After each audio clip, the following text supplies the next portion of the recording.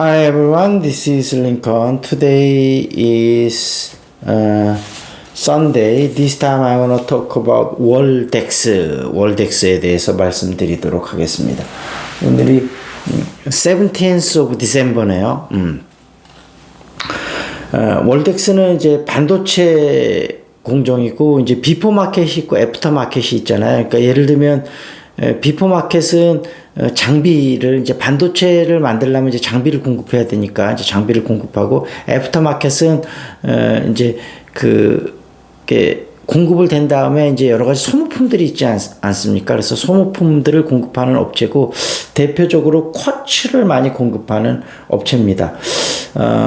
그 자세한 설명은 조금 이따 드리도록 또 하고, 월덱스라는 회사가 주가가 지금 저평가되어 있고 실적이 요즘 이제 반도체 경기가 안 좋은데도 불구하고 매출이 꾸준히 늘고 있는 그런 회사이기 때문에 앞으로 분할 매수해서 조금 중기적으로 일단 한 1년에서 2년 보고 투자를 해도 괜찮지 않을까, 이렇게 말씀드리도록 하겠습니다.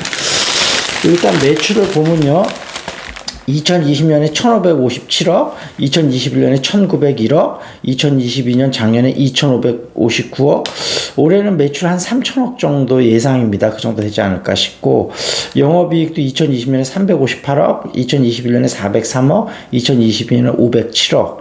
그래서 영업이익률이 한 20%대를 꾸준히 유지하고 있고, 작년에는 19.81%로 살짝 20% 밑으로 내려왔었고요. 부채 비율은 40.83으로 굉장히 안정적인 회사고, 회사는 20년이 조금 넘었고요. 지금 배종식 대표이사가 있고 아마 후계 승계 과정이 좀 되고 있는데, 백이화, 배영수 이렇게 후계 구도가 지금 진행되고 있습니다.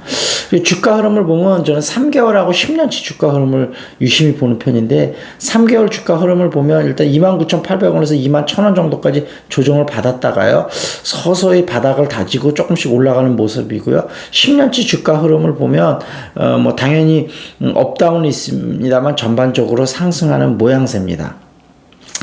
그리고 좀 현업에만 집중하고 있고 IR을 조금 덜 하고 있는 회사예요. 동진 세미캠하고 그런 부분에서 좀 비슷하다고 보면 될 것 같아요. 근데 어찌됐든 실적이 꾸준하기 때문에 주가는 중간중간에 등락을 거듭하면서 꾸준히 계속 우상향을 하지 않을까 싶고, 그 다음에 자회사 WC키를 통해서 원자재를 계속 싸게 공급을 받고 있습니다. 구미 쪽에 공장이 있고요. 구미 쪽에 뭐 대규모 증설은 아니지만 꾸준히 증설을 하고 있고, 그 다음에 이제 10월 달에 보면 가치 투자 클럽에서 실적, 밸류에이션, 수급 이런 세 가지를 평가해서 뽑은 그 가치 투자할 때 좀 투자할 만한 회사에서 월덱스가 좀 꼽혔습니다. 그래서 그런 점을 한다면 상당히 좀 좋은 회사라고 볼 수 있을 것 같고요.